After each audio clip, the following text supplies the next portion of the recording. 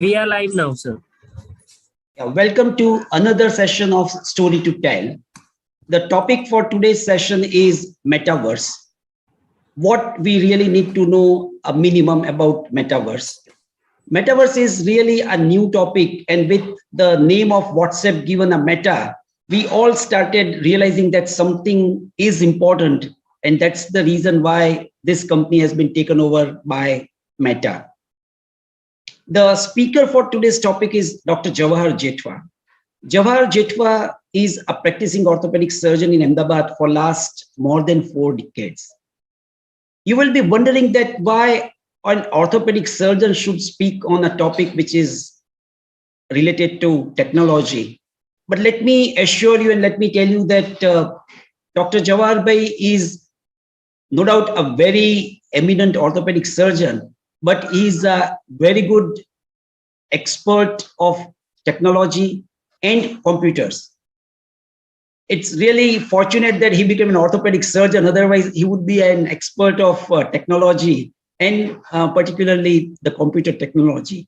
Whenever in medical field, we have a problem about computer or information technology, almost everyone approaches Jawahar Bhai for the help. So with that short information, we will proceed for his lecture. The lecture will be for 40 to 45 minutes. And after that, we will have a short interaction for next 10 to 15 minutes. Over to you, Jawahar Bhai. You will need to unmute yourself. Okay. So thank you very much, Dhiren Bhai, for this overwhelming introduction and talking so much about me and giving this opportunity. I think you can see my screen. Perfect, we can see it. Okay. So now, friends, good evening, all of you. I'm going to talk about Metaverse. That is the least you need to know about. Something which is coming up, and I'm very much thankful to the team Stories to Tell who has given me this opportunity. So let us start with one small video which has been published by BBC. That what is Metaverse? It is something which we do. Everything in our real life is also can be done in Metaverse. Metaverse is the next version of the net that we're inside, experiencing as a 3D avatar like this one. That's the broad idea. It doesn't truly exist yet. But games like Fortnite and Roblox offer us a glimpse of what the Metaverse could be. Virtual realms which play host to pop concerts, fashion shows, and sports. As well as allowing us to play games and matching up different activities across genres and industries. But why would we want to experience our online lives in this way? What advantages does it offer over the internet as we know it today? So I think that leaves us with plenty to think about and discuss. Back to you now in the real world. So this is something which is very exciting. This is something which we are going to go into another universe, and that is Metaverse. So in this given time, what I'm going to talk about is about the definition of Metaverse, the evolution, how it is built, what are the necessity requirement to enter into that, what are the layers, 7 layers of Metaverse, who are the providers, users, is there any norms or standard, what is the current status, what about Metaverse in healthcare, which is of my very good interest, and what are the utilities of this Metaverse, are there any risks and fears, and what is the spirituality angle of this? And at the end of this talk, should you immerse into it or not? So let me start with the first thing, that Metaverse is a buzzword. It means beyond, and the verse means universe. It's beyond the universe. But it should not be confused with the multiverse. That means multiple universes are in this universe. That is something different. So Metaverse is basically defined as a digital interaction with other users in a computer-generated environment, or it's a built-up platform where all users in real life and digital life, they converge. Metaverse is a travel-less experience of meeting a group of people. But there are elements like VR, AR, MR, XR, NFT, crypto, blockchain, AI. All these things, not to get confused, I'm going to explain all of this, but these are the elements of Metaverse. So now, talking about the evolution, we all know that we had internet. And at that time, people were thinking about what is it? Then people started identifying themselves by creating an email. So that is the first part of this word. Then you started giving profile and then online digitally. And then there was a social media where you have their own identity. But now in Metaverse, you are going to have avatar. So the same word which we are using in Sanskrit and Hindi, the same word is adapted, which is called avatar, which is your identity. It's the next phase in internet. So very important aspect is that unlike the Zoom, here the space does not disappear. Necessarily it remains or it is left for the other users to use. We had known that there was a web 1 version, that whatever we are using it now is a web 2 version where we are participating with the social web, but it is centralized. Now, Web 3 will be something which is going to use in the metaverse, which is decentralized. There are no intermediaries. Users can monetize their data, and all VR, AR are used. So there is going to be permissionless blockchains, artificial intelligence, and interoperability. That is what with Web 3, which is required in metaverse. Now, these are the elements, like there is going to be virtual reality, augmented reality, mixed reality, extended reality, which is the concept, mixing up of all these things, where there is going to be an immersive experience using the headset and the background softwares are artificial intelligence and the blockchain money. Now, let us take what is virtual reality. It is actually entirely digital spaces accessed through hardwares and headset, motion tracking controllers. So there is nothing actually, everything is created in that environment. And it is a fully immersive experience where objects look like real, although they are artificial. When you talk about augmented reality, it is a digital objects overlaid on the top of the real world. So something is there which is picked up by the system and it gives back some of the overlaid which looks like added onto your screen, and it may require, may not require headset, but this is the gateway to metaverse. This is where it has started. And there is another one is a mixed reality where there is a merging of the real world environment and the computer generated one. So they interact in real time. That is a mixed reality, which is very much useful, but it is largely a synonymous of augmented reality. So what is the difference between internet and metaverse? Internet is browsing, metaverse is experiencing. So let us see what is the requirement. We need to have a virtual reality. We need to have all the gadgets for the augmented reality. We need to have softwares like artificial intelligence. We need to have all the hardwares, computers and mobile and internet and all those things. Plus we need money to interact or to live in that world. The money are basically two types. One is a crypto type, which is having each world is having their own currency, and second is NFT, that is called non-fungible token. That is also a part of exchange of money. What else is required? There are smart glasses. Every year, every 6 months, newer companies are coming with smart glasses, wherein there are inside some circuit which goes on reflecting what you are seeing and is adding to the information. Then what is required is updating all these gadgets, all these smart glasses. Like this November only, Windows holographic version has come up. And that's why you have to keep very much in touch with all upgradation of all these tools, specifically headsets. So headsets are from $400 to $1,500. And the total business is amazing, 28.42 billions in 2022.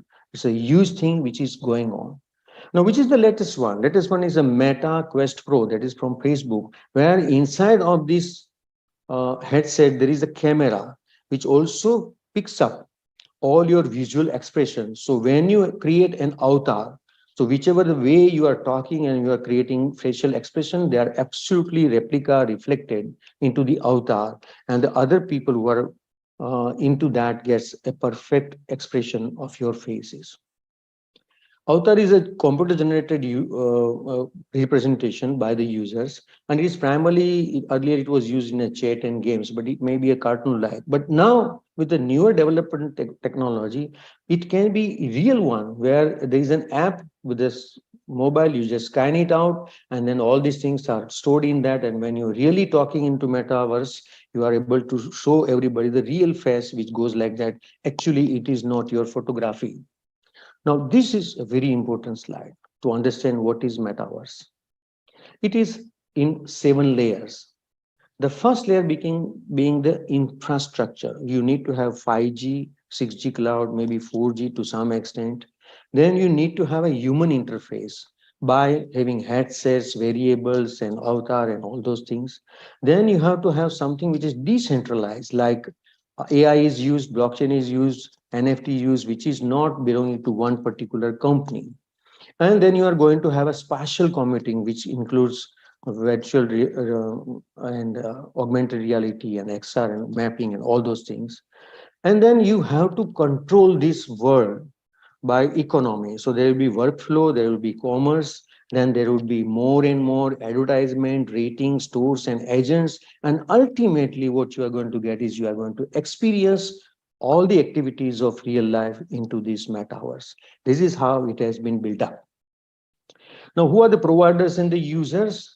The providers and users are basically these giant companies only. The only problem, only peril is that it can magnify fake, bias, bullying, misinformation, and harassment. That is why it is a big concern for all the users that they are under the control of a big giant companies like Qualcomm, Nvidia, Valve, Epic, STC, Apple, JP Morgan, HBC, Gucci, Coca-Cola, and of course, Microsoft and Facebook. But there are so many other, countless people have come out with their own word. And Facebook Meta has invested up to $10 billion. So the total industry at present is around $8.3 trillion. A huge things is going on. And plus, there are some companies that are in pipeline like Apple Glasses, then VR Scout, Screen Rent, and then Microsoft is going to have its own world, which is called Mesh, which is also going to be there. So in all, the projection in 2030 is it is going to be 8 to 13 trillion dollars worth industry.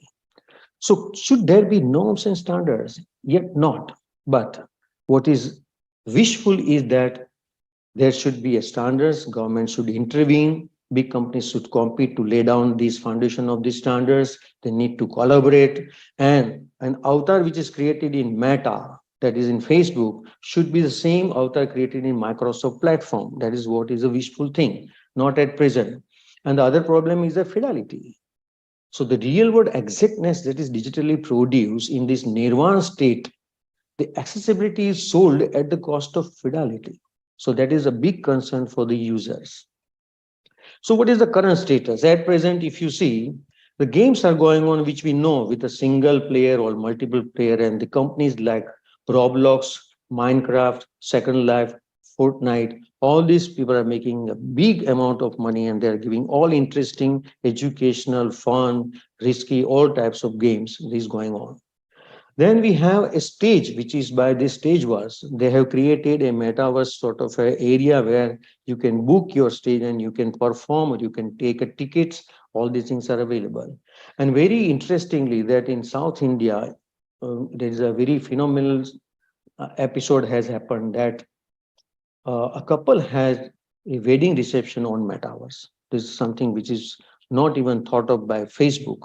And we all know very well about Dilar Mehndi. Dilar Mehndi has bought a land in metaverse. He called it as a Bulle Bulle land, where he gives his concert. Already he has made this concert, he has made money. People have bought the tickets, they have gone there, they can enjoy everything, just sitting in their own drawing room and filling up this just pure metaverse world where they can enjoy everything like real life.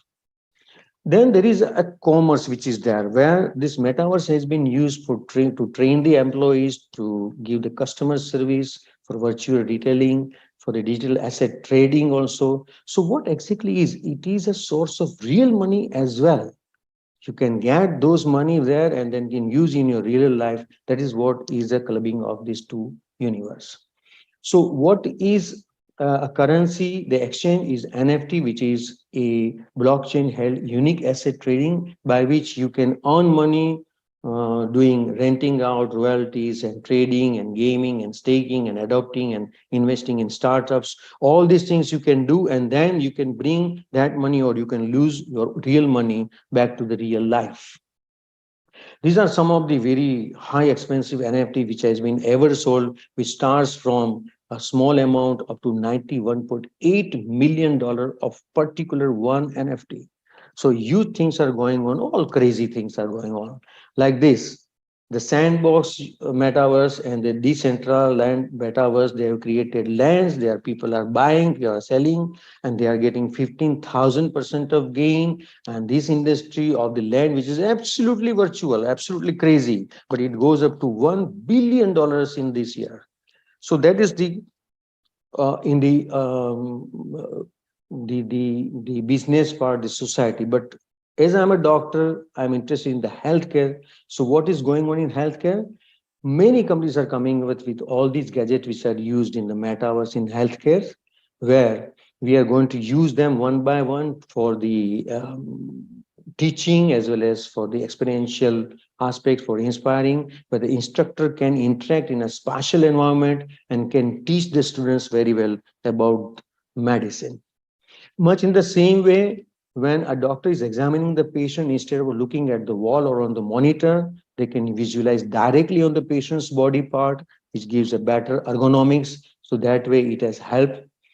Then in a realistic world, a medical students can be trained very well with this VR simulation, and a surgeon, a professor can give scores to the surgery, which is actually virtual in metaverse, but he can improve day by day.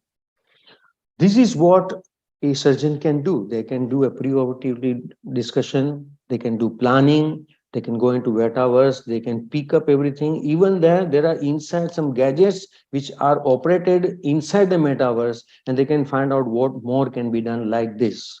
So all these things are very interesting, and it is happening. So one more thing which has come up in metaverse is called twin. Twin in healthcare is a very complex model.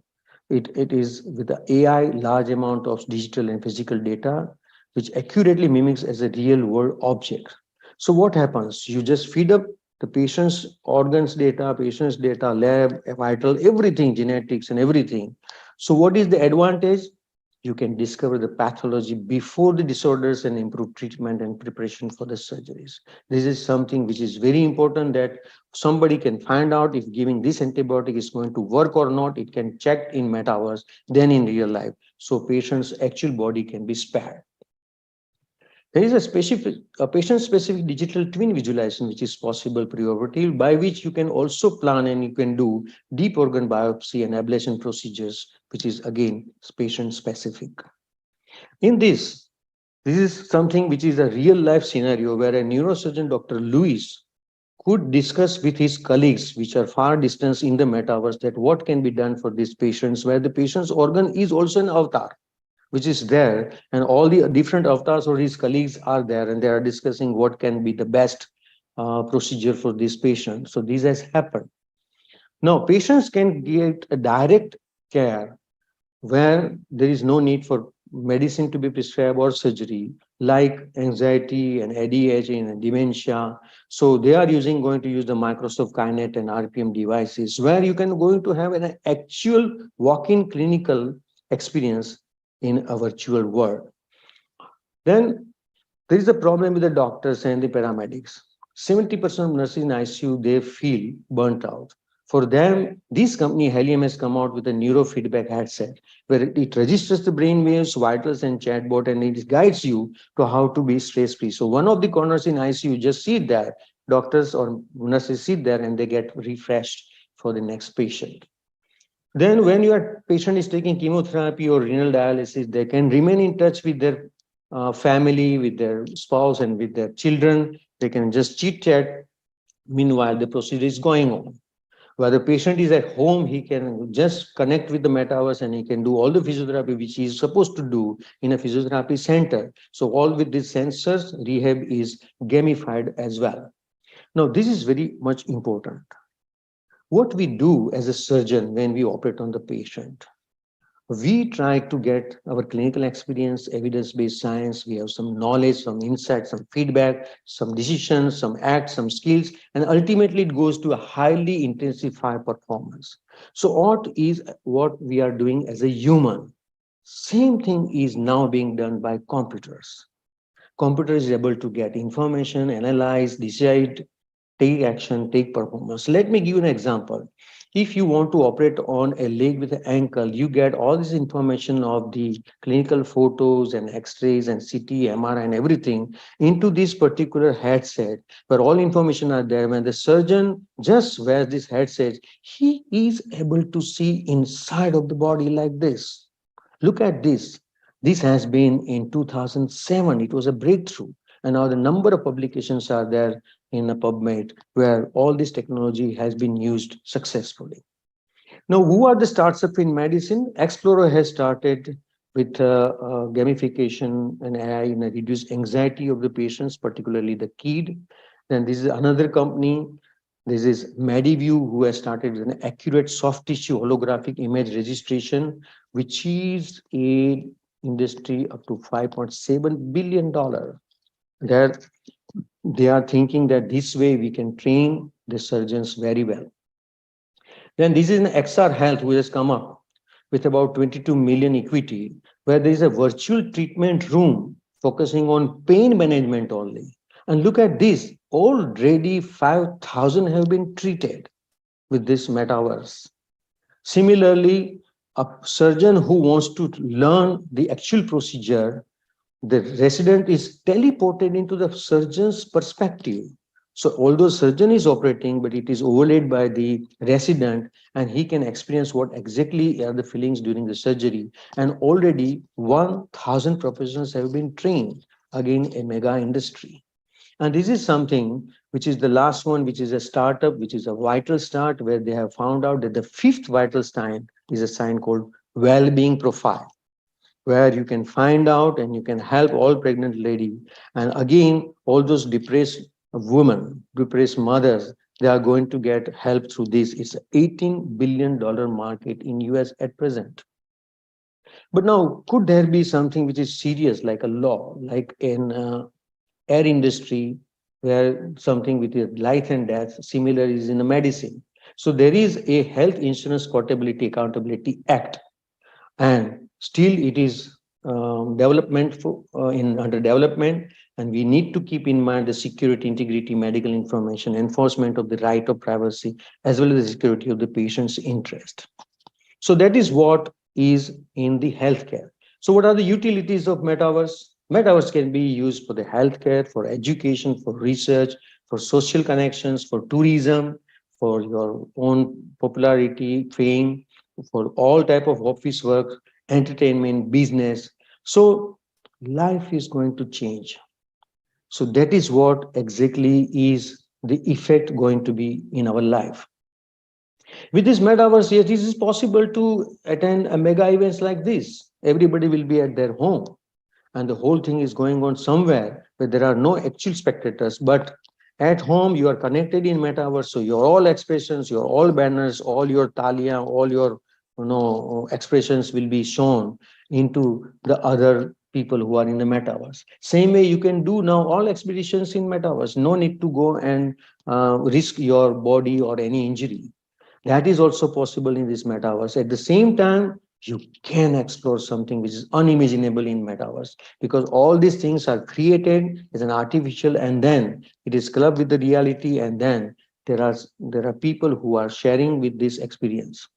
Much in the same way, once you are into metaverse, when you are going to enjoy all the rights, you can avoid disasters like this. You need not go to actual real coaster, but you can enjoy that. You need not go to the football ground and be part of that riots. You can be away from there. At the same time, all these stampedes and all these things can be prevented once everybody starts living in metaverse, because there is no such dangers. So what are the risks and fears? It was found, or it was first explained by Neil Stephenson in 1992. He thought about this metaverse, but at the same time, he said, which is very important for today's life, he said, the global economy will collapse, federal governments will lose power, handful giant corporations will control the world, and that is what is going to do. And these are those handful giants. Apple, Microsoft, Google, Meta, and so many other. They are going to make you into that life which you are going to be slave of that life. So Let me now give you in the last part of my talk is what is the spirituality angle. If I'm talking about this metaverse life, it is a different life. Then which are the lives I am already enjoying? I'm enjoying life which is my waking life. There is another life which is my deep sleep life. There's another life which is dream life. Now it's going to be metaverse life, and I'm practicing daily meditation. That is another life. So how do we define this all these lives? See, the perception or tangibility is available in waking, but it is not in deep sleep. It is almost looks like it is possible in dream state. It is very much possible in a metaverse. And yes, in meditation also you can perceive all the senses. Is it programmable? Yes, waking. No for deep sleep. No for dream. Yes, metaverse it can be programmable. And meditation, of course, you can program whenever you want to go into meditation. So, what is your identity in all these lives? In waking, yes, there is an identity, but in deep sleep, you have no identity. You do not know whether you are male, female, Indian, American, living in Ahmedabad or New York. And what is a dream? Yes, there is an identity, but it is a virtual identity, but it is almost like a metaverse, but it is still not a real identity. But in metaverse, you are going to have identity which is called as avatar. In meditation, again, you forget because you are not what you are. That is what is meditation. So you don't have any identity. Now, the most striking thing is exchangeable wealth. In waking life, if you have a car, you cannot get that car into your dream, or something in the dream, you cannot bring it back to your real life. In deep sleep, again, no. In dream, we know no. But in metaverse, yes. You are living another world, but if you lose, it can be exchanged in this world, and you can have this world as well as that world, where whatever you create, whatever you go on discovering, whatever you add on, everything is exchangeable in these lives. But in meditation, again, you cannot exchange the wealth. So it is very important that think of dream where you have everything, but it is virtual, it is not actual, but still you have everything. Much in the same way, metaverse, you are going to have everything where you are going to create your own avatar, you are going to program it, you are going to feel it, and you are going to discuss with your friends as well. So metaverse is something where the health can be exchanged. There is the profound difference between these two.